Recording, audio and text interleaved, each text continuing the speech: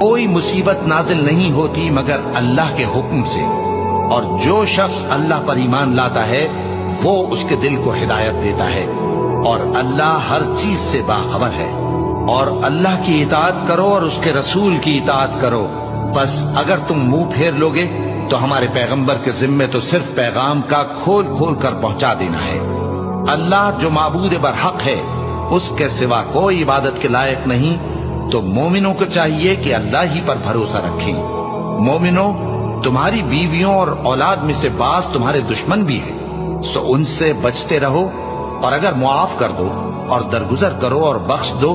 تو اللہ بھی بخشنے والا ہے، مہربان ہے۔ تمہارا مال اور تمہاری اولاد تو آزمائش ہے، اور اللہ کے ہاں بڑا اجر ہے، سو جہاں تک ہو سکے اللہ سے ڈرو اور اس کے احکام کو سنو اور اس کے فرمانبردار رہو اور اس کی راہ میں خرچ کرو، یہ تمہارے حق